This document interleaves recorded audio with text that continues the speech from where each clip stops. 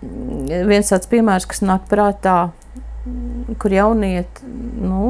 vēl nebija sasniegusi, bija pamatskolu pabeigusi, 15 gadi jau bija aiz muguras, un faktiski meitene nāca pēc savas iniciatīvas, jo augot vienā ģimenē un augot blakus dviņu māsai, viņa sajūtās, ka viņa nav parasts cilvēks, ka viņa netiek galā ar sevi, ne tikai ar savu trauksmi, ar saviem miega traucējumiem, ar nomāktības sajūtu, melanholiju, bet ka viņa nejūtās savā ķermenī labi, ka viņa tomēr nejūtās kā meitene, un viņa ir apjukusi, un viņa nezina, ko darīt. Un, protams, modernā pasaulē izlasot un saprotot, ka ir iespēja mainīt dzimumu tā tālāk,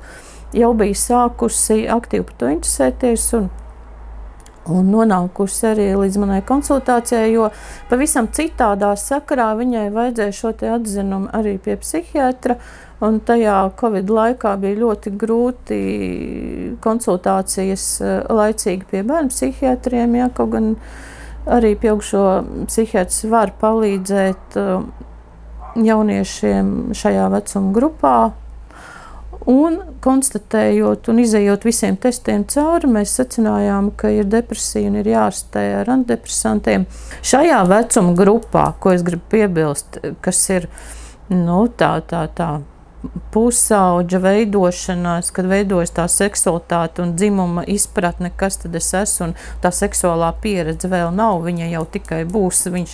jaunieci vēl nezina, kas tas ir, nav nodarbojies vēl ar seksu, bet jau domā par dzimumu maiņu, tad tas ir pilnīgi skaidrs, ka bioloģiski nav pareizi, un tur ir apjukums pašā cilvēciņā, un tur vajadzīga ir palīdzība noskaidrot. Un pēc tādām garākām intervijām, sarunām arī jaunieti piekrita un bija ar mieru.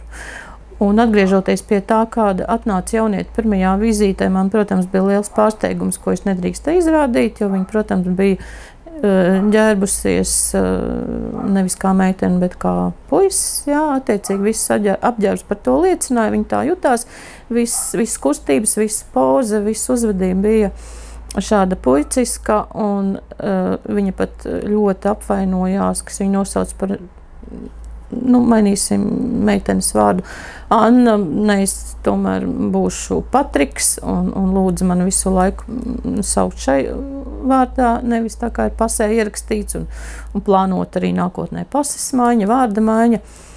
Mums ir visa veida iespējas, un arī tas attiec uz dzimumu. Mums ir iespēja, Mēs kaut ko uzzinām, mēs kaut ko sajūtam atšķirīgi, kā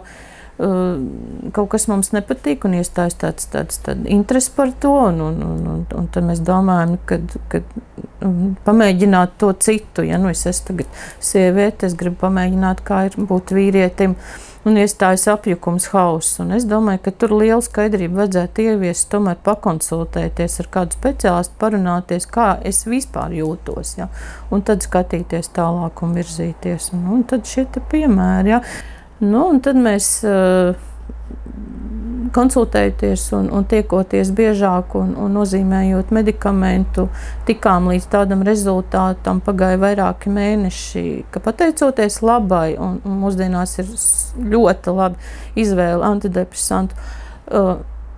meitene sakārtoja savu nervu sistēmu, tad mazinājās trauksme, uzlabojās miegs, spēja koncentrēties mācībām, viņa pabeidza brīnišķīgi, nevajadzēja mainīt skolu klase. Tālākais pie 6. vizītes man bija pārsteigums ierodoties, jo bija kāds pāris vizītes, ka mēs izlaidām sakarā ar Covid, ka mēs nedrīkstējām tikties. Un tieši šajā vizītē, kādā 6. es ieraugu, ka man pretī sēž pilnīgi cits cilvēks, ir pēkšņi ļoti skaista, burvīga jauniete, sievišķīga, ar visām kustībām, ar visu apģērbu, ar izskatu, rūpes par izskatu, viss pilnīgi pretēji par 100 grādiem mainījies cilvēciņš. Tas ir tas grūtais posms, kur palīdz speciālists, un tas ir liels darbs, un bieži vien, ko es gribu pateikt, ko nevarēja ģimenē ar vecākiem, ar vecāku palīdzību, ar māsas palīdzību, nekādu nevarēja sakārtot, tad tas starts, tā iniciatīva bija tam medikamentam, un no tā nevajag nobīties. un tas ir darbs izdarāms.